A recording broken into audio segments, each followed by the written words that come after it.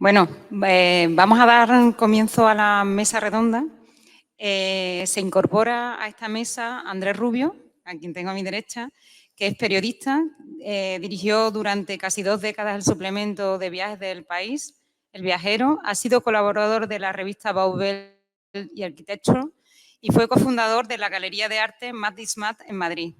Autor, quizás todos los conozcáis por el autor del ensayo La España Fea, un relato sobre otra lacerante realidad española, el ofensivo trato al litoral y al patrimonio y la abundancia de la mala arquitectura. Esperemos hablar con él de mala, pero también de buena arquitectura en esta mesa. Él, en un acto de generosidad,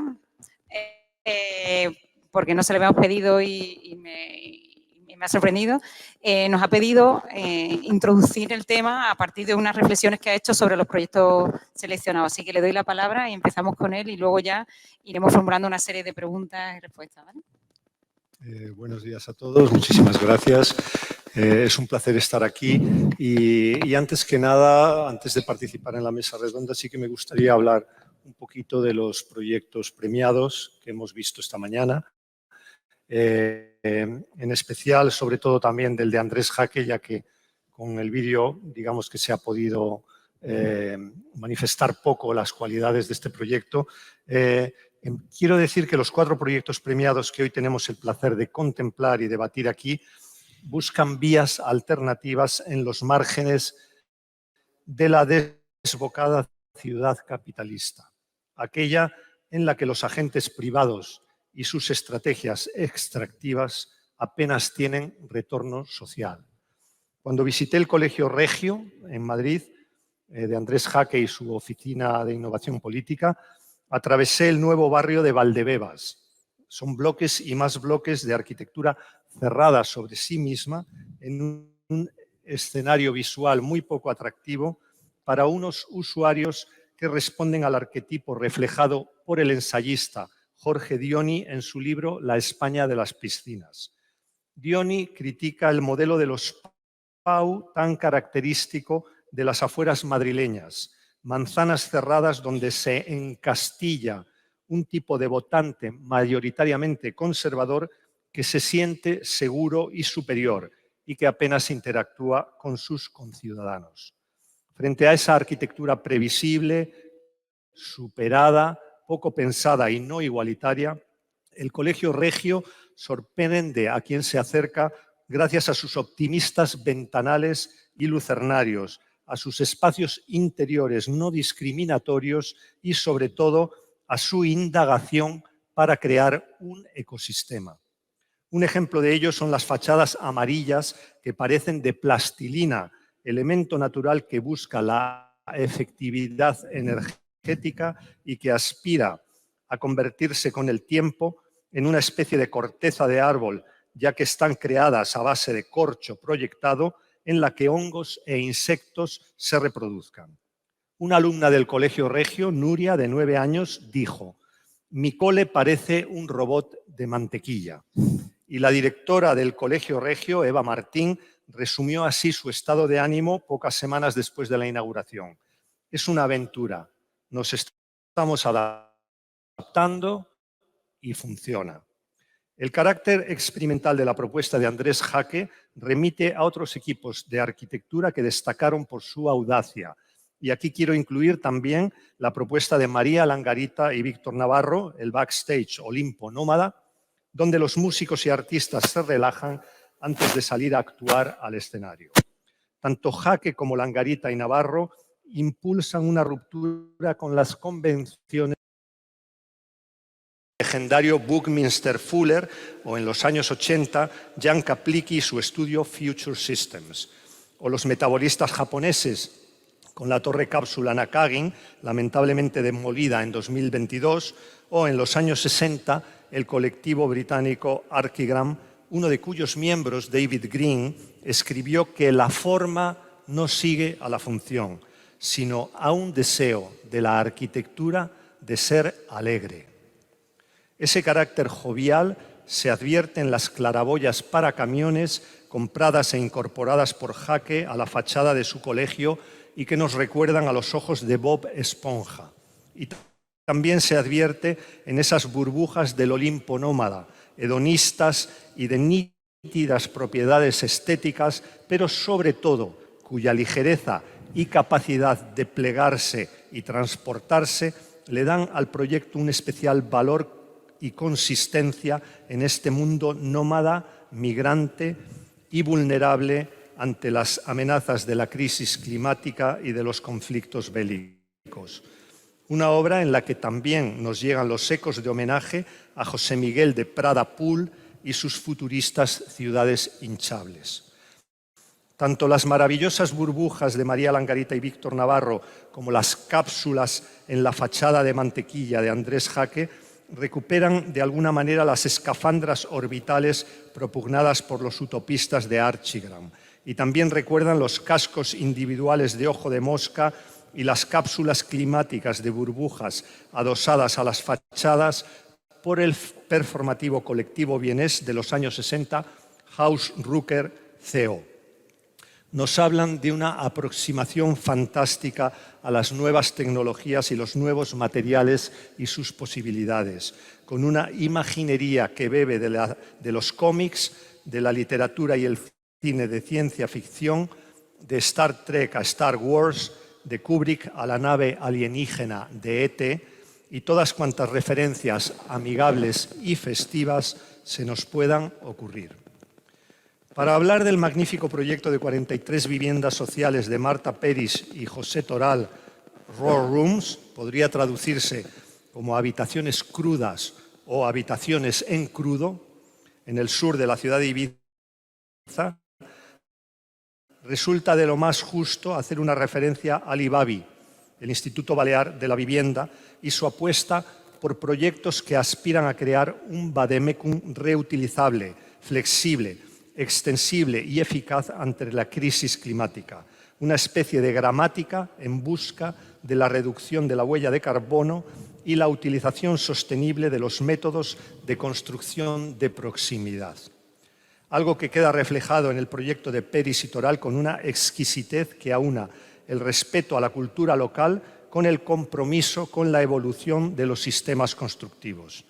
Pero además no podemos olvidar que en la actualidad, como explicaba el arquitecto y ensayista Bernardo Secchi, las intervenciones en el territorio resultan indisociables del análisis crítico de la topografía social y también del análisis de la perversa retórica de la seguridad y de los dispositivos de exclusión selectiva para mantener la distancia entre el grupo de los ricos y el grupo de los pobres.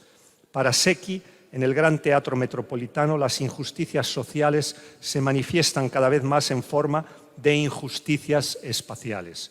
Y por ello, un proyecto como el de Peris y Toral resulta todo un ejemplo en la reivindicación de más y más espacios sociales donde prevalezca la idea de justicia espacial. Y máxime en una isla tan terriblemente maltratada y gentrificada como es Ibiza. Hace décadas Gio Ponti dijo: Ibiza es una fascinante lección para todos, refiriéndose a la mediterraneidad esencial de la arquitectura popular ibicenca, que el proyecto de Peris y Toral recupera admirablemente. Estas viviendas sociales son toda una lección frente a la otra Ibiza, la Ibiza víctima de la especulación inmobiliaria y de la sobreexplotación, un cúmulo de errores ya irreversibles. Por último, en el proyecto Blasón, Elementos de Recuperación Industrial, sus autores, los componentes del equipo BUR, Elena Fuertes, Ramón Martínez, Álvaro Molins y Jorge Sobejano, hacen en la calle Blasón número 5 de Madrid un espléndido ejercicio de rehabilitación de una vieja nave. La arquitectura de hoy y su apuesta por el reciclaje continuo tiene defensores como el equipo de arquitectura francés de Anne Lacaton y Jean-Philippe Basal, y su lema: partir de lo existente para hacer más y mejor. Creo que esta frase, partir de lo existente para hacer más y mejor, resume las intenciones y logros de este proyecto del equipo BUR. También en España, el colectivo de arquitectura madrileño Nundo lo ha expuesto certeramente en un manifiesto. Frente a la superproducción, la sobreexplotación y el deterioro territorial, se proponen como métodos de actuación la no construcción, la reutilización, la minimización y el desmantelamiento. O lo que es lo mismo, no hacer, rehacer y deshacer. A lo que se podría añadir consumo cero de suelo. Es una línea con la que confluye BUR en esta rehabilitación. La estrategia, como ellos mismos han explicado, es la protección del patrimonio industrial de la ciudad a través de fórmulas de uso y ocupación que permitan prolongar su vida y evitar su derribo. Toda una gran declaración de intenciones. Espero haber hablado de los 4 proyectos premiados de una manera que quede claro que todos ellos contribuyen a una nueva vía para la arquitectura, la de su posible aplicación generalizada y la del respeto por ideas precedentes, pero puestas al día en sus propuestas articuladoras de carácter arquitectónico, artístico, político y social. Por todo eso debemos felicitarles y hacerles partícipes, creo yo, de nuestro entusiasmo y dejar paso ahora a sus reflexiones, que yo quiero empezar, María, si me permites, con una pregunta concreta.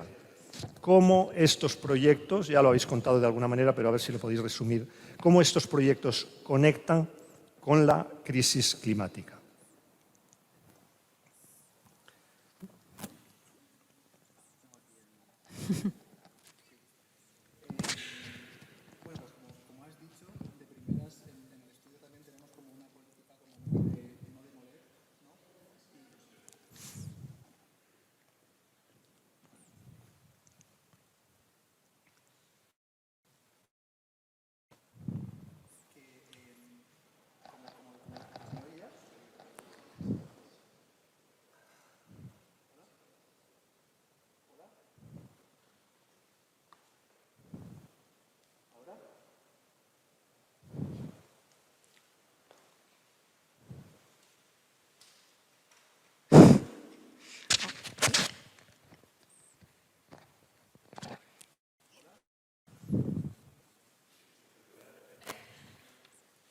Si quieres te lo cambio, porque el mío se escucha hasta respirar, ¿sabes?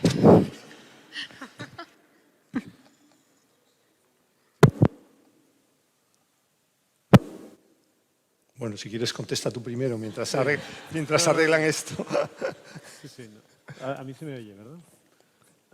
Bueno, nuestra propuesta, entiende que el edificio apuesta principalmente por hacer un edificio cuya huella a la hora de construirse pues, sea la mínima posible, pero sobre todo que en la vida útil no solo sea muy baja, sino que luche sobre todo contra la emergencia climática y la emergencia energética, ¿no? Es decir, que el edificio no necesite energía, ¿no? Que nosotros, siendo viviendas sociales, es decir, dar una solución a la pobreza energética, es decir, al final es gente con pocos recursos que no va a tener capacidad de afrontar grandes costes energéticos, ¿no? Hacer que el edificio no tenga sistemas es una investigación importante. O sea, para nosotros es clave que se entienda que el dinero público tiene que abrir líneas, es decir, que la inversión que se hace en una vivienda social, más allá de repercutir solamente en los 40 familias adjudicatarias, pueda ser un beneficio para todo el sector a la hora de entender nuevas maneras de afrontar los retos que tenemos en la vivienda. A mí me ha llamado la atención en el proyecto, que es algo en lo que no había reparado tanto, que hay un especial subrayado de lo que se podría llamar como una especie de termodinámica neoprimitivista, por decirlo de alguna manera, ¿no? Esa utilización de los materiales de proximidad en un envoltorio totalmente termodinámico, de tal manera que las viviendas funcionan también como un artefacto de ventilación cruzada y de corrientes de aire, no lo sé. No, es tal cual. Es decir, la termodinámica es la clave de la base de estas viviendas y para nosotros el material de construcción más importante que hay es el aire. Es decir, al final es ese aire que tenemos que confluir, hacer que trabaje a unas temperaturas, que se mueva a una velocidad, ¿no? Y entender que el confort tiene que ver con esto, nosotros es clave. Es decir, al final o sea, en el despacho nos gusta hablar de evitar buscar una estética, ¿no? Más allá de que es verdad que luego hay unas referencias a la escritura vernacular ibicenca, ¿no? Pero sí que nos gusta pensar que la forma sigue el material, ¿no? O sea, nosotros cogemos los materiales, intentamos llegar a su esencia, ¿no? Y una lección que nosotros aprendimos de este proyecto, que es que en realidad la sostenibilidad no tiene más, o sea, no son los materiales quienes son los sostenibles o no, sino la manera en la que los utilizamos, ¿no? Ahora sí.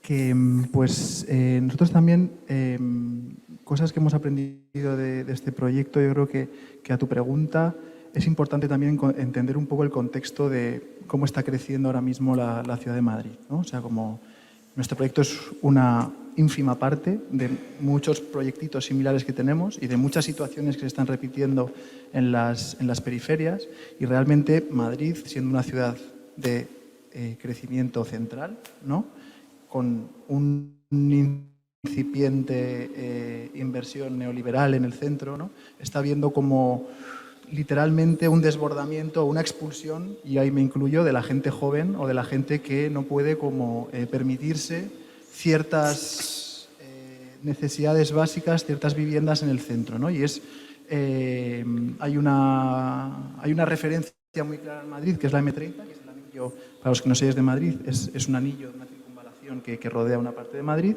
que siempre marca un poco la diferencia de precio de lo que está en el extra radio, fuera de la M30, y lo que hay dentro, ¿no? Entonces ya la ciudad ha sobrepasado ya esa muralla y se está como desbordando ya hacia barrios que originalmente eran obreros y cuyas cualidades espaciales, ¿no?, eran un poquito menos buenas o bastante menos buenas que en el centro de las ciudades. Entonces, de repente, también los jóvenes, la gente que no puede permitirse o que realmente se ve expulsada del centro sea como vivir en ciertos espacios, ¿no? Ahí es cuando de repente nosotros nos encontramos con una tipología, en este caso son las naves, y encontramos un sistema, encontramos como una clavija o una tecla en la que, además de poder... ahora hablemos también como del reverso de esto, ¿no? Como qué pasa cuando los núcleos de población se salen del centro, ¿no?, y empiezan a ver cosas como la gentrificación, la sobrepoblación, ciertas cosas que sí que hay como que nosotros además siempre tenemos como ahí sobrevolando y tratamos con estos proyectos. El hecho del reclamo de nuevos espacios donde ejercer una actividad, digamos, ya no es una vivienda. Nosotros desde el estudio también abogamos, y nuestra línea imperante es como por ejemplo, una de ellas es la recuperación, la no demolición, la reubicación, ¿no? Un poco como todas esos deseos y esas formas de vida en unas estructuras que no sean nuevas, ¿no?, tampoco, ni que requieran como una tabula rasa para de repente como empezar a dar servicio a todas esas necesidades que de repente están surgiendo en la ciudad de Madrid. Si no me equivoco, esta nave es la quinta que hacéis, sí. O habéis hecho ya 5 naves.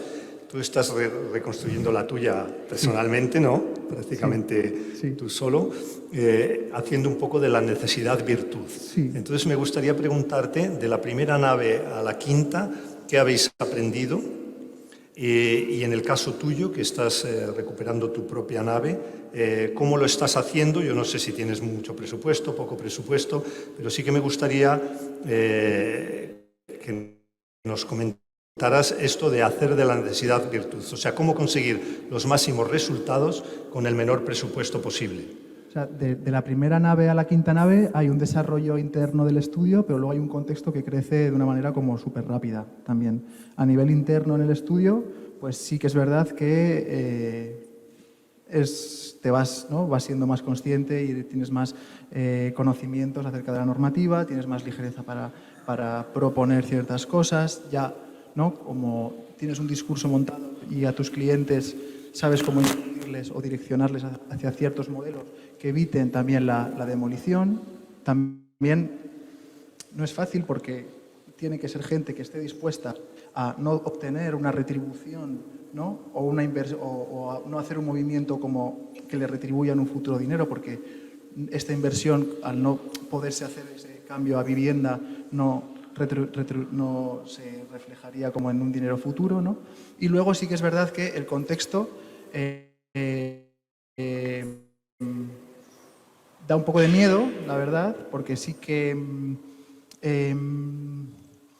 el hecho de que no sean, por ejemplo, viviendas, es muy difícil obtener una financiación a nivel como paisano, a nuestro nivel, ¿no? Pero, sin embargo, aquí entran ya como ciertas estructuras más potentes, fondos de inversión, inversores potentes, que no les hace falta, ¿no?, esa ayuda bancaria. Entonces, de repente sí que empiezas a ver ejemplos de como situaciones o movimientos mucho más violentos que empiezan ya a suceder fuera de la periferia de Madrid, ¿no? Entonces, no sé, aquí ya se podría hablar de una regulación de los alquileres, de medidas políticas, seguramente, que tengan de verdad y que funcionen, una repercusión y que tengan como un efecto en la organización de las ciudades y en este crecimiento que está sucediendo ahora mismo en Madrid. Bueno, yo tenía preparada una serie de preguntas que tienen más que ver con el contexto de la mesa redonda, que es de los nuevos programas. Y, claro, cuando nosotros planteamos los temas de la Bienal, y nosotros damos por hecho, hablamos entre arquitectos normalmente de nuevos programas, pero cuando esta palabra se lleva fuera del ámbito de la arquitectura, de repente dicen, nuevos programas, ¿qué? Pero programas tecnológicos, programas con los que no sé qué. Leyendo tu libro la semana pasada, intentaba encontrar la palabra programa en algún lado y siempre se habla a lo sumo de función, funcionalidad, ¿no? Lo funcional. Y yo decía, bueno, ¿por qué los arquitectos, incluso los alumnos nuestros de primero, ¿no?, cuando le das un enunciado, dice el programa a desarrollar, y te dicen, ¿pero qué es el programa? Entonces yo creo que son palabras que nosotros hemos asimilado, que las sustituyen a otros conceptos que la gente utiliza de otra manera, y a mí me gustaría saber por qué nosotros los arquitectos utilizamos programa y no otro tipo de palabra para definir lo que realmente queremos hacer por el programa. ¿Un concepto más ambicioso implica otro tipo de cosas?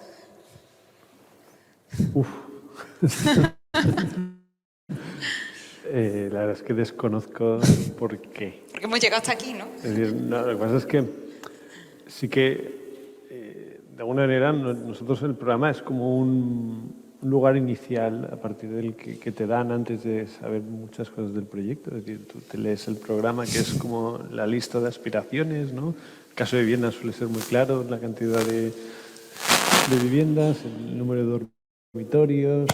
Nosotros, bueno, o sea, siempre lo cogemos con pinzas, es decir, entendemos que es de alguna manera las mínimas aspiraciones que tiene el cliente. Para nosotros el programa es algo que aporta al cliente, ¿no?, y son como sus sueños, ¿no?, y luego nosotros le incorporamos los nuestros también, ¿no? Y a lo mejor cuando habláis de nuevos programas, esa mezcla del sueño del cliente más el sueño del arquitecto, que en este caso pues puede darte una nueva manera de habitar, ¿no? En el caso de las Raw Rooms sigue en la línea, ¿no?, de una cosa que ya habíamos investigado en el proyecto de Cornellá, esta idea de la matriz de habitaciones iguales, no sé si, y sin pasillos, ¿no?, y la habitación indeterminada, ¿no?, que te daba el potencial de entender que la indeterminación te da una flexibilidad, porque los espacios son fácilmente intercambiables, y es la casa sin jerarquía, ¿no?, en la habitación del padre no es más grande que la de los hijos y te genera una vivienda más democrática. Y para nosotros son temas que eran importantes, que seguramente no estaban en el programa inicial del cliente, pero que sí que acaban estando en esta idea de nuevos programas que planteáis vosotros. Es verdad que es como una palabra que yo tampoco o sea, como que muchas veces cuando te viene muy cruda, ¿no?, como en concursos y cosas así, da un poco de miedo, porque al final requiere como casi una matemática de encaje, ¿no? Y yo creo que en mi caso personal, por ejemplo, es una cosa como muy de relacional y muy de casi de empatía, de de estar mucho con una persona e intentar, ¿no? Como intentar intercambiar como muchas cosas y destilar de todos esos intercambios necesidades, usos. Muchas veces sí que de una manera un poco más, digamos, rígida, porque hay que encajar en ciertas normativas o ciertas, ¿no? Pero es verdad que en cuanto empieza a haber como una disolución entre los usos, por ejemplo, y lo programático empieza a adquirir como otras objetualidades que son muy bonitas, ¿no? Por ejemplo, a nosotros nos gusta mucho, no parece mentira, pero lo decimos bastante, como no diseñar demasiado, ¿no? Como nos gusta entrar a una casa y encontrarte con el tufillo ya de quien vive ahí y con 4 miradas, ¿no? Saber qué jarrón tiene, qué mueble ha puesto, si la alfombra es heredada o no, ¿no? Entonces, de repente todo eso ya conforma como personalidades y cuando esos objetos, por ejemplo, se refieren a usos diferentes, generan como heterogeneidades muy bonitas que generan imágenes que nos gustan y yo creo que eso en sí mismo podría ser también como bastante programa.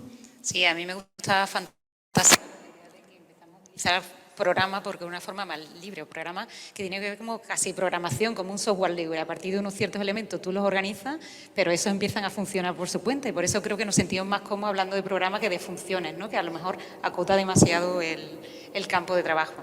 Bueno, otra de las cosas también que me planteaba era que vosotros estáis aquí dentro de la categoría de nuevos programas. Yo decía, bueno, nuevos programas, una viviendas sociales, una vivienda unifamiliar, un colegio, ¿no? Tampoco creo que sea, bueno, un festival de música, pero tampoco creo que sean unos nuevos programas. Más bien son repensar esos programas. Y claro, también me cuestionaba, porque como arquitecta y como arquitecta que proyecta, ¿cuáles son los mecanismos de un arquitecto, en concreto de vosotros, para coger un programa y retorcerlo, ¿no? Y yo creo que en los 4 equipos encuentro una característica común que la primera palabra que me salía era contradicción, ¿no? Siempre trabaja con la contradicción, pero la contradicción creo que no daba exactamente con la palabra. Yo buscando qué palabra podría definir vuestro trabajo y fui más a otras figuras de pensamiento expresadas por palabra, como por ejemplo la antítesis, el oxímoron, la paradoja. Si leo un poco la definición de cada una de ellas, yo creo que tiene mucho que ver con lo que hacéis. Dice, la antítesis son las palabras o frases que expresan ideas opuestas sin implicar contradicción. El oxímoron es una figura de pensamiento que consiste en poner en contacto dentro de la misma estructura sintáctica palabras que se contradicen, pero que en el contexto en que se encuentran se proyectan hacia un significado que las armoniza. La paradoja es una figura de pensamiento que consiste en afirmar algo que implica contradicción, es decir, afirmar algo que en el contexto de nuestra cultura parece absurdo, ¿no? Dice, yo pensaba que esta idea de juntar opuestos que armonizan, de llevar situaciones a su absurdo o de utilizar lo opuesto sin llegar a ser contradictorio, es realmente donde creo que radica la innovación que vosotros planteáis en vuestros programas, ¿no? Incluso en los propios nombres de las obras, ¿no? Si tú hablas casas de tierra, todo el mundo en su imaginario está pensando en esas casas de Ibiza, ¿no? De una planta, pero a su vez son bloques de 5 plantas, ¿no? Construidos, pero creo que jugáis con esa idea de que todo el mundo tenga ese imaginario para hablar, para ese desplazamiento semántico, ¿no? Olimpo nómada, ¿no? Todo Olimpo te remite como a, ¿no? A una cultura clásica, pero nómada es como de repente está, o vosotros jugáis hacia el remake artístico, ¿no? Por no decir ya de la obra de Andrés Jaquer, en la que se mezclan todo este tipo de cosas. Bueno, yo no sé qué pensáis vosotros de esto, si estáis totalmente de acuerdo y si es así, ¿dónde radican vuestras contradicciones que hacen que vuestros proyectos, o qué palabras utilizáis contradictorias, ¿no? Porque a mí siempre dice lo pesado, lo ligero, lo rígido, lo flexible. Yo estoy totalmente de acuerdo. De hecho, recuerdo una conferencia de Jacques Herzog que explicaba que en la paradoja está la arquitectura y yo desde que la escuché me di cuenta de que realmente es así. Es decir, la arquitectura surge en el momento en el que intentamos coger dos conceptos contradictorios y hacer que funcionen, ¿no? En nuestro caso tenemos 2 edificios en uno, un edificio de verano y un edificio de invierno. Esto es una paradoja, ¿no? Es un edificio que tiene que captar, pero a la vez tiene que ventilar. Todas estas paradojas, todas estas contradicciones, es un motor que constantemente te generan esta reflexión y este poder salir de tu marco inicial, ¿no? O sea, siempre nos gusta pensar que uno vive limitado por lo que considera posible, ¿no? Y que todo lo que está fuera de ahí es lo imposible, ¿no? Y que en cada proyecto hay que intentar llegar a este imposible, ¿no? Y la paradoja es una manera de saltarse esta valla de tus propios límites, que tú mismo te encarcelas, ¿no? En este mundo de posibilidades. Cuando buscas la paradoja, te obliga a salir, ¿no? Y para nosotros es un mecanismo que claramente es el que te ayuda a traspasar estos límites, ¿no? Pues cuando hablas de paradoja, cuando hablas de contradicción, cuando hablas de suplementación o de... A mí me imagino como cosas que se van acercando y se van alejando todo el rato, ¿no? Y yo creo que en el estudio tenemos como esa idea un poco, me viene a la cabeza también como una especie de atelier, ¿no? En la que de repente, o un estudio sí, un atelier en la que la potencia de todo eso es cuáles son las energías o los magnetismos o lo paradójico entre las piezas que lo componen, ¿no? O cómo de repente a nivel arquitectónico podríamos como definir como elementos igual más blandos que puedan como relacionarse en un espacio y puedan como cambiar o tener alguna repercusión por sus distancias, o cómo de repente un atelier cambia de un día para otro de significado completamente, ¿no? Como, no sé, me viene por ahí la... Sí.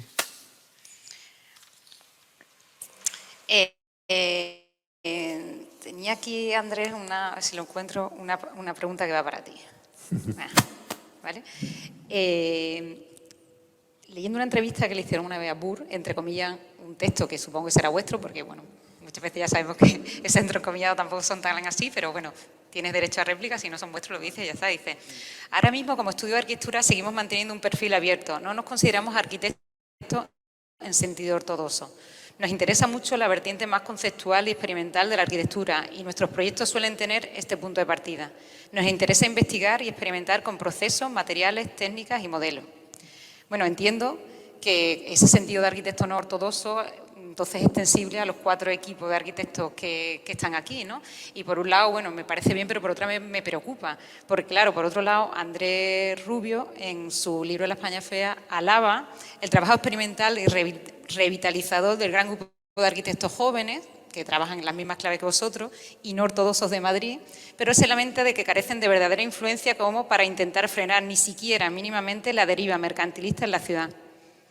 Ya que estamos aquí, ¿qué podemos hacer, Andrés? Totalmente. Yo creo que aquí tenemos en la mesa a un Boy Scout y a un guerrillero, porque esto me lo contó un arquitecto de Barcelona, porque en Barcelona, en Cataluña en general, pero sobre todo en Barcelona, y también en Baleares, como hemos visto por los proyectos que se presentan en la Bienal, que son muy numerosos, todavía el concepto de tutela pública prevalece.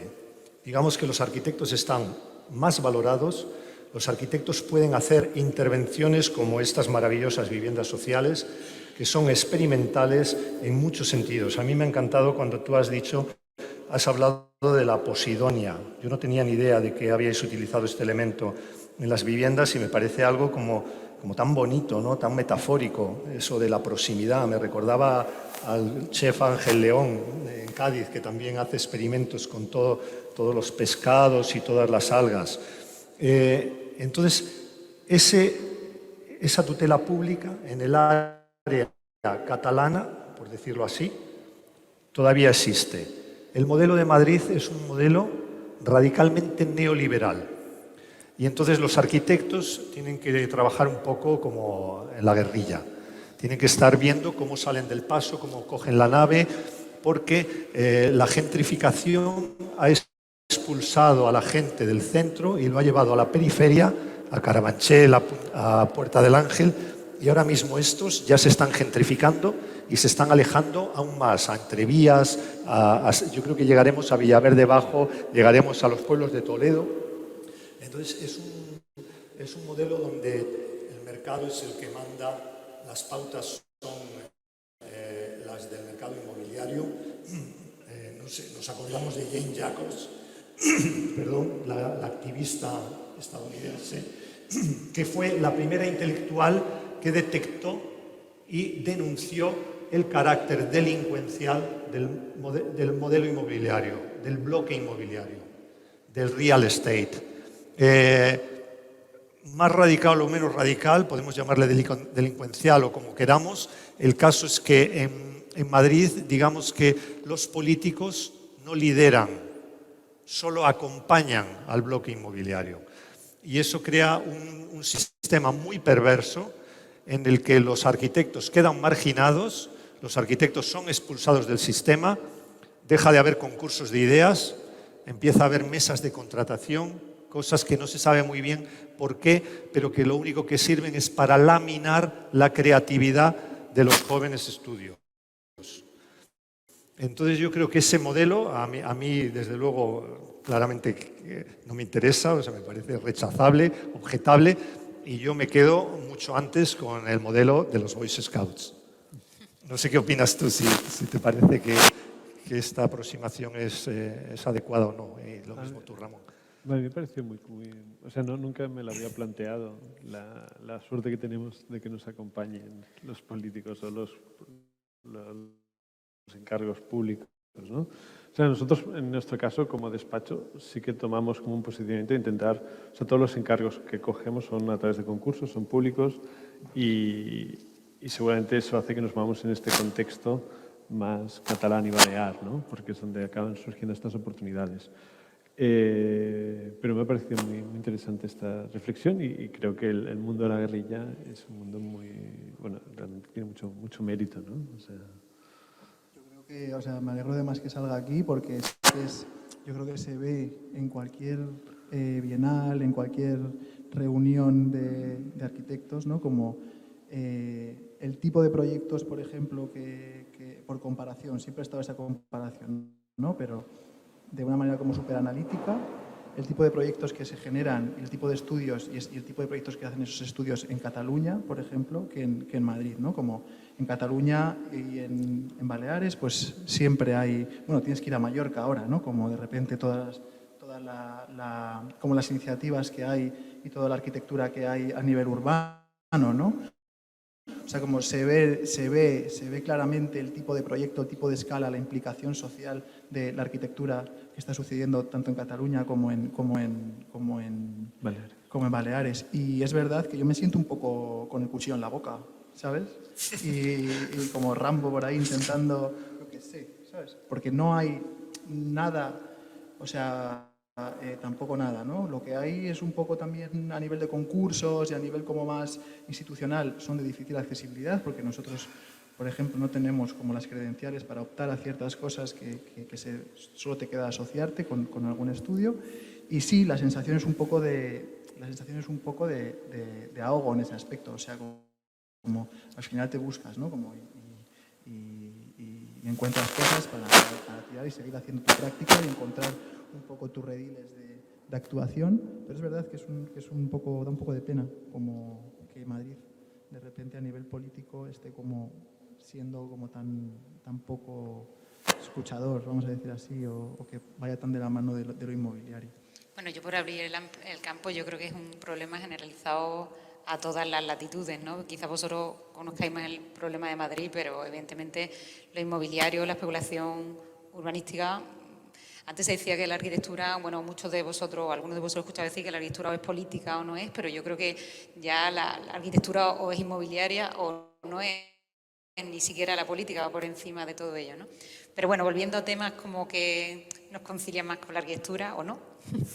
En el caso de la vivienda, Andrés en un momento dado de su libro habla de cómo la ideología del chalet, ¿no?, fue arraigando en España, cómo fue arrasando con todo, con toda la arquitectura popular, con independencia del clima o del ambiente donde se insertase. También habla de cómo Lefebvre hablaba como del microcosmo ilusorio, ¿no?, que tenía este concepto del chalet en la sociedad, ¿no?, que lo hacía como pertenecer a una clase social de cierta economía o esa idea de gran propietario, ¿no? y que esto realmente ha sido lo que ha ido arrasando la arquitectura popular de nuestro país. Y a propósito de eso, entre comillas, una frase de Ricardo Aroca que dice: los arquitectos no hemos sido colectivamente capaces de resolver la continuidad entre la arquitectura popular y la moderna. Bueno, yo en eso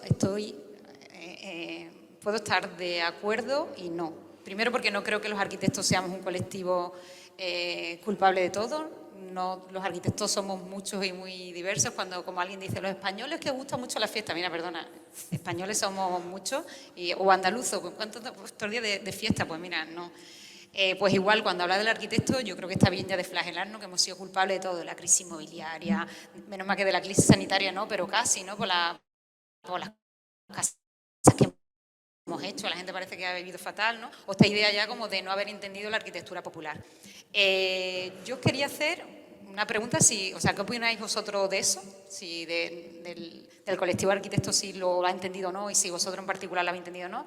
Y en el caso de Andrés, una crítica, ¿no? Y me gustaría que te defendiese, porque cuando hablas de eso, que en tu libro continuamente estás hablando de que, básicamente eso, ¿no? Que hemos arrasado con todo lo popular, con la fisionomía de las ciudades, pero cuando hablas, por ejemplo, de que se está acabando con los volúmenes blancos de Ibiza o de Cádiz, ¿no? De los pueblos blancos gaditanos, siempre se habla desde un punto de vista estético. Aquí en Sevilla hubo una palabra que se utilizaba despectivamente, que era el fachadismo, que era: vamos a conservar las fachadas de las ciudades, pero podemos reventar las tipologías por dentro. Entonces, yo creo que los culpables no hemos sido todos los arquitectos. Yo creo que en parte hay una cierta sociedad crítica con esta especulación urbanística, pero que se contenta con mantener como esa imagen fija del volumen en blanco y no piensa tanto que a lo mejor esa estructura ibicenca viene por la creación de una tipología que en caso de la popular se iba unida a la función, iba unido a la forma, y que era la adición, ¿no? de muchas viviendas, que tiene que ver mucho con las tipologías que vosotros. O sea, yo creo que si los divulgadores nos quedáis también un poco en la fachada y no entráis en el fondo. No sé quién empieza. Empiezo yo. Sí. Sí, bueno, es verdad que es un tema tan complejo, ¿verdad? Yo en el libro lo que he intentado es hacer una reivindicación de la profesión de los arquitectos y de las arquitectas. Nosotros te habíamos traído aquí para que nos diese caña y ahora resulta que eres un soporte. No, al contrario. Yo creo que más bien los arquitectos habéis sido tomados como rehenes por todo este mundo poderosísimo de los fondos de inversión, el mercado inmobiliario, que son los que dominan todo. Y luego sí que yo hago una pequeña crítica en el sentido que creo que los colegios profesionales no han sabido plantar cara, no han sabido transmitir un mensaje de decir: nosotros somos leales servidores públicos y estamos haciendo algo tan importante como es configurar el espacio público y necesitamos ser respetados al máximo nivel. Lógicamente, conseguir esto es muy difícil porque se necesita, entre otras cosas, cultura. Y la cultura política en España ha sido muy deficiente. Yo comento en el libro cómo España es un país de abogados, como si tú haces la estadística, todos los parlamentarios son todos abogados, y lo dice Ricardo Aroca, nos han hecho ver el mundo con ojos de abogados. Entonces, con todos los respetos hacia los abogados, es hora ya de que ese colectivo se vaya apartando y que deje entrar en la política a otros colectivos que por supuesto, a los arquitectos, que apenas existen en la política en España, y ya no te digo todas las áreas tecnológicas que vienen ahora mismo. Es curioso, pero en España ningún presidente del gobierno, ninguno, ha estado interesado por la arquitectura ni el urbanismo. Al contrario que en Francia, donde los presidentes son los primeros que saben que la gestión del territorio es fundamental porque está identificada con el patriotismo, con la idea de patriotismo en Francia. Entonces, yo creo que es un tema complejísimo en el que los arquitectos sois solo una pequeña parte.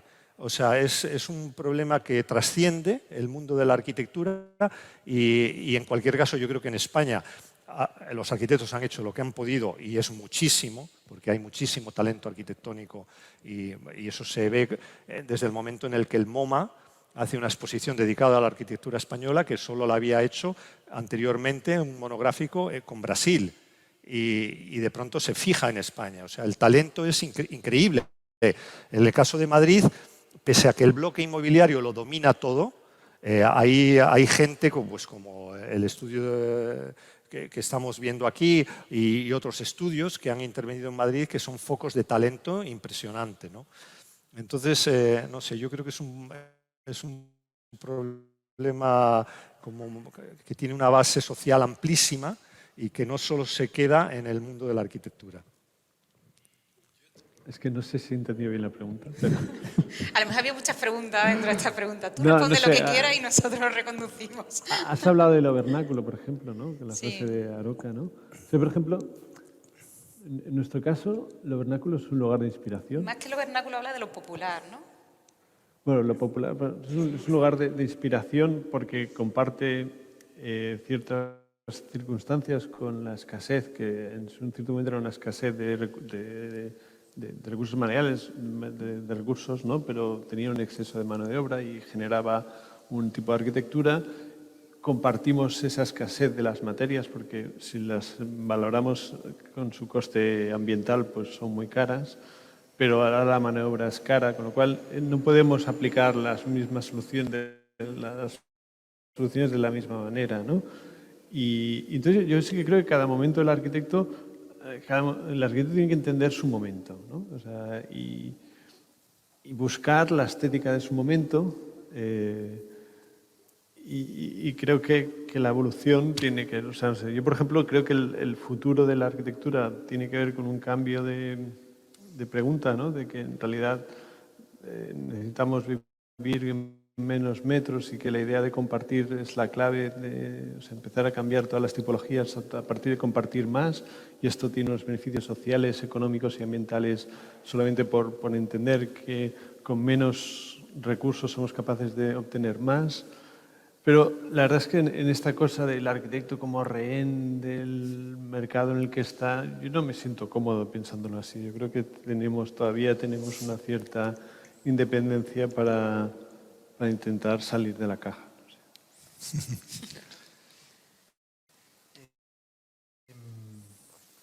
A ver, yo me he quedado con la palabra chalet.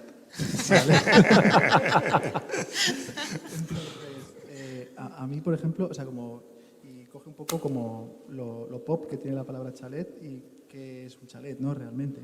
O sea, realmente un chalet no deja de ser un edificio que podría ser un edificio plurifamiliar, ¿no? Pero que está abierto de arriba abajo, ¿no? En vertical. Yo creo que ahí también creo que tenemos la capacidad de los arquitectos de pensar en cómo darle la vuelta a ciertas cosas, ¿no? Y cómo ir, como decía José, ir como teniendo esa capacidad de ir moviéndonos en nuestros huequitos.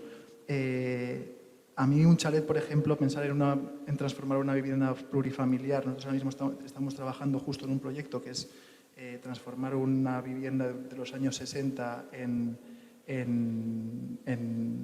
una vivienda compartida. O sea, transformar un chalet. No, sería transformar un edificio en un chalet, pero compartido.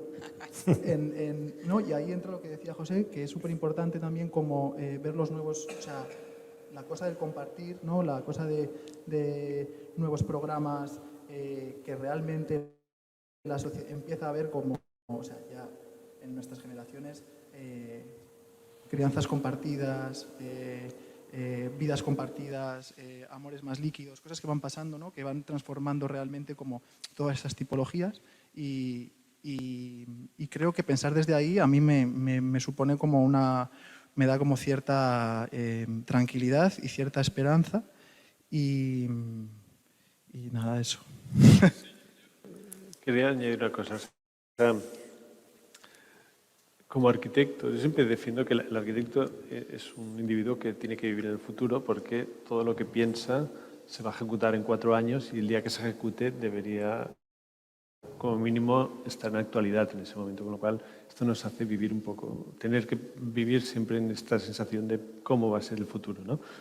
Y cuando habláis de los promotores de inmobiliarios, son gente muy conservadora que no es capaz de arriesgar nada y siempre viven en ese pasado, ¿no? O sea, entonces yo creo que el arquitecto necesita, constantemente tiene que plantearse este futuro y... Espera. No, o sea, lo que quería decir es... se me ha ido. Perdonad. Bueno, a mí lo que me alegra de José es que dice que él no se siente rehén, y yo creo que eso subraya un poco lo que yo he dicho antes, de que en Barcelona los arquitectos se sienten más cuidados por los poderes públicos, ¿no? Yo creo que Barcelona todavía, sí, con todas las contradicciones también que pueda tener la ciudad y que se podría hablar de ellas, pero sigue siendo un lugar donde se respeta mucho la voz de los arquitectos. Y los arquitectos formáis parte del tejido intelectual de la ciudad de una manera que, por ejemplo, creo que en Madrid no se nota ni de lejos. No sé el caso de Sevilla. Sí, como en Sevilla nunca lo hemos formado, tampoco lo hemos echado en falta, ¿sabes? No creo que... Entonces, quizás, seguramente lo compartan conmigo de otras latitudes, ¿no?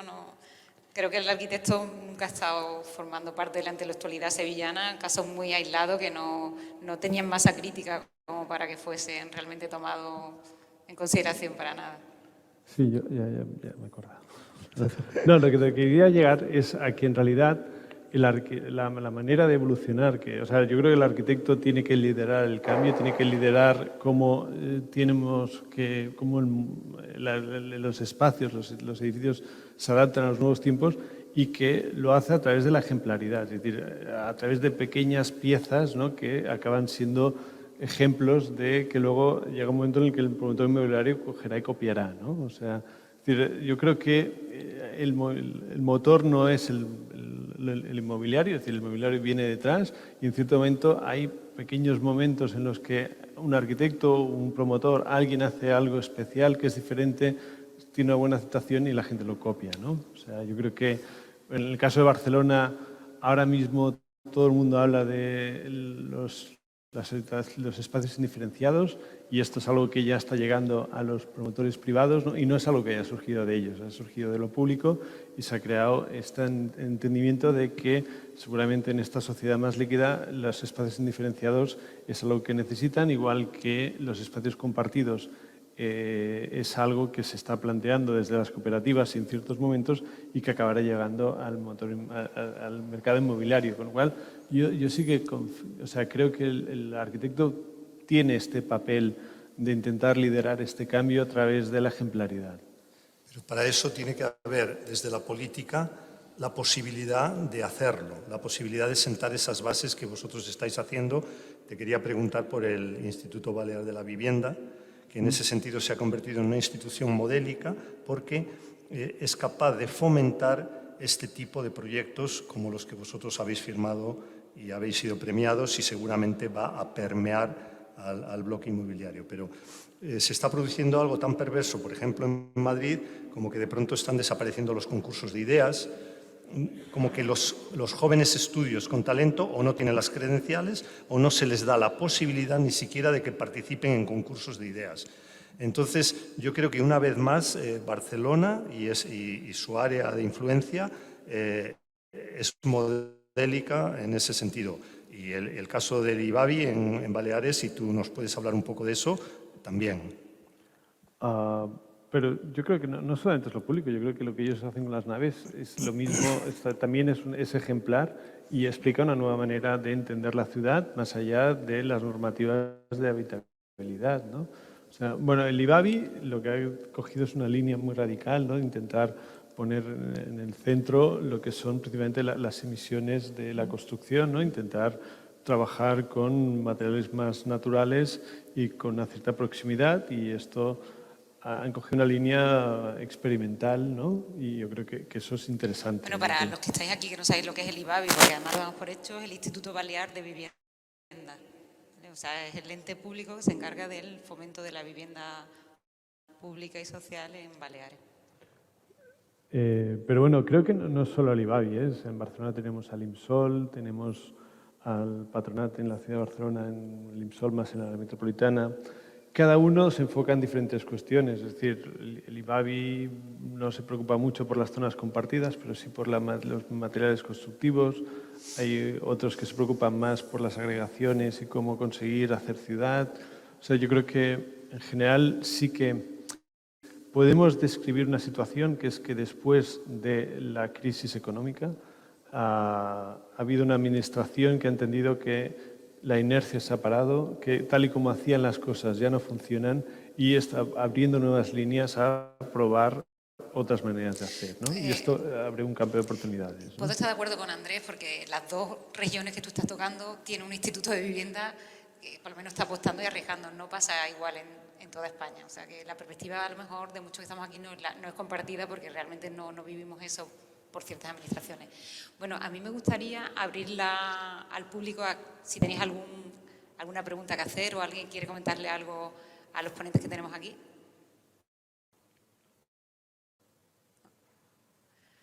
Bueno, pues si queréis cerramos esta mesa.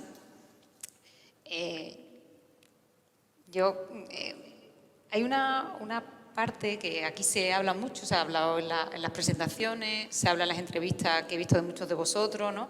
Que se habla en tu libro, que habla que la ciudad con amor, ¿no? Que la ciudad que tiene que cuidar, la arquitectura cariñosa, darle cariño a los propietarios, ¿no? Víctor Navarro y María Langarita hablaban de la arquitectura blandengue, ellos se refieren a esas pieles, pero a mí me viene la palabra del Fari, ¿no? Esa peyorativa del hombre blandengue, ¿no? ¿Creéis que los arquitectos nos estamos volviendo ñoños o realmente es necesario incorporar lo emocional a la arquitectura más allá, evidentemente, ser técnicos y solventes? Pues yo creo que estamos como reaccionando bastante rápido a muchos cambios sociales, sobre todo en la relación entre personas, ¿no? Desde pues, toda la teoría que hay de los cuidados, de los acercamientos entre la gente, de cómo empieza a evolucionar, me parece ya como de repente las relaciones se definen ya de una manera mucho más libre. Creo que tiene que ver con esa cosa que tú dices de lo blandengue, ¿no? Y de lo no tan mastodóntico, ¿no? Y que el arquitecto creo que está dando respuestas ahora mismo a toda esa situación de una manera bastante ágil. Y si picoteo un poco de lo que han dicho ellos, pues me gusta la idea también de que sea como ejemplar, ¿no? Que desde esas parcelas públicas y de lo personal de lo público, ¿no? Como de esas cosas como íntimas, surjan cosas que ya en un tiempo, pues, o sea, pueden ser implementadas como más en lo inmobiliario o en la gestión pública de lo inmobiliario, ¿no? Como tal. Entonces, yo creo que ahí, no sé, creo que andamos como que está bien como andar un poco alerta y estar como espabilado. Sí, yo creo que lo que has dicho de ñoño, creo que tienes razón y está bien. Es decir, creo que hay como... o sea, creo que el mundo cambia, ¿no? Y los valores cambian y, o sea, durante, a lo mejor la imagen del manantial del arquitecto como la persona que tiene la autoridad, ¿no? Esto ya no existe, ¿no? Ahora el arquitecto lidia, ¿no? Es un momento que es un negociador en las obras y es un agente más, ya no es el líder. Y entonces esto hace que al final tengamos que adaptar también nuestra manera de expresarnos y creo que está bien, o sea, creo que es lo que toca. Yo creo que una intervención en el vídeo que habéis hecho sale Marina Otero hablando de la arquitectura y utiliza la palabra género. Y a mí eso me parece muy importante porque es un poco también lo que tú estás diciendo, Ramón, ¿no? El tema de las nuevas relaciones, de las nuevas familias, de las nuevas estructuras, de los cuidados, todo eso crea como unas nuevas posibilidades y perspectivas que yo también creo que los arquitectos están siendo muy ágiles a la hora de resolver. Y yo creo que los ejemplos vuestros son clarísimos. O sea, en el hecho de vuestras viviendas donde las compartimentaciones son como diluidas, ¿no? Ese tipo de cosas.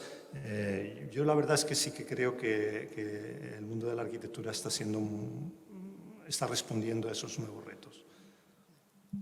Bueno, ya para... ¿pregunta? Sí,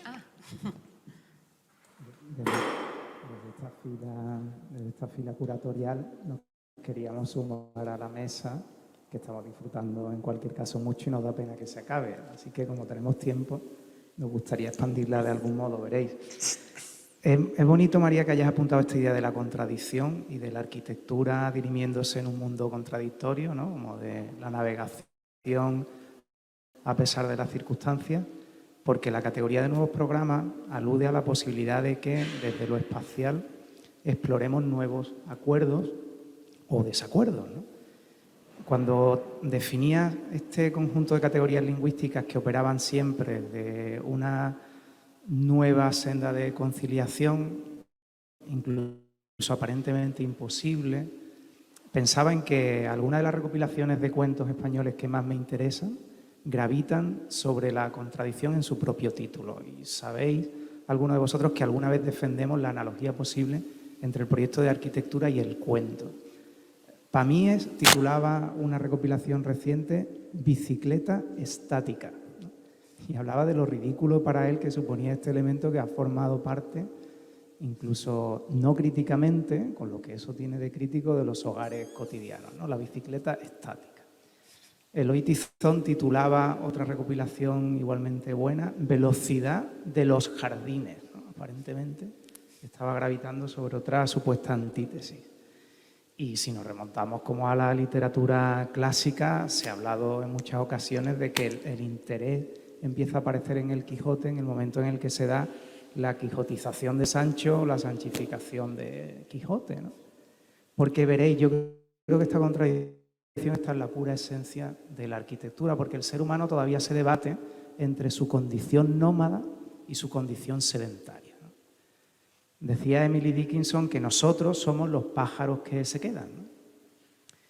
Y yo creo que la arquitectura buena, como los 4 proyectos que hoy se han contado, se acercan siempre a que incluso un tema transversal, como sería el de la vivienda, parezca nuevo. Veréis, yo me rebelo contra un cliché que ha pasado a formar parte del lenguaje cotidiano. Los estudiantes lo usan los políticos diariamente en el Parlamento, lo usa la prensa. Es cuando se escucha decir, como no podía ser de otra forma, y es una frase que yo creo que siempre es falsa, porque todo puede ser felizmente de otra forma. Yo creo que los 4 proyectos demuestran que todo puede ser de otra forma. Se puede reinventar un colegio, pues explorando la posibilidad de una invención tipológica, un colegio vertical. Se puede desjerarquizar la vivienda, explorando un universo de relaciones diferentes con la propuesta de Peris y Toral. Se puede trabajar en la hibridación, en los cauces o en los márgenes de la normativa, y se puede titular un proyecto en la pura antítesis, ¿no? Olimpo nómada. Yo creo que en esto consiste también la arquitectura, en hacer ver a la sociedad que todo puede ser de otra forma, que no es falso ese lugar común que tristemente se repite y que nadie cuestiona, ¿no? Entiendo que no es una pregunta, es una reflexión. Bueno, claro, he dicho desde la fila curatorial. Pero está bien que te estoy dándole vuelta. Bueno, no sé si hay algún interviniente. Claro, Ángel la placa cualquiera, después de eso despliegue dialéctico, ¿quién hace una pregunta, no? Bueno, yo como soy más prosaica, me gustaría acabar pidiendo una sugerencia, no lo sé. Recuerda, nosotros estudiamos un año en Francia y era muy divertido porque todos los viernes había fiestas en la escuela y todas las fiestas acababan, toda la escuela desnuda. Sí, no sé por qué tienen allí la facilidad de desnudarse y cantando el himno de los arquitectos, que era el himno Le Pompier, el homenaje a los bomberos. Y yo decía, bueno, pero ¿esto por qué es? Todos los bomberos, vienen los bomberos, y era como el himno, todos se ponían muy dignos, desnudo con su mano aquí. Y luego me cuentan que era porque en un momento dado en París no había trabajos para el arquitecto, y cuando se escuchaba la sirena de los bomberos significaba que había trabajo, ¿no? Que había algo por hacer. Entonces, me gustaría saber cuál puede ser el himno de los arquitectos a medio plazo. Quizá Naves vacías, Posidonia invadiendo los mares.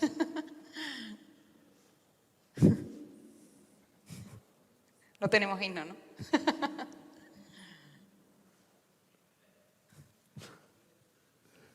No es de 5 minutos, no es. Si no lo dejamos ahí, le damos vuelta. Yo creo que el himno de los arquitectos debería ser, desde la política, la creación de un superministerio de ordenación territorial. O sea, que los arquitectos y las arquitectas pasaran a estar en la primera línea del poder y realmente a tener autoridad para la configuración del territorio. O sea, yo creo que ese podría ser un himno político. Puede ser. Bueno, pues si no tenéis más preguntas, damos por finalizada la mesa redonda de hoy y continuamos esta tarde a las 4.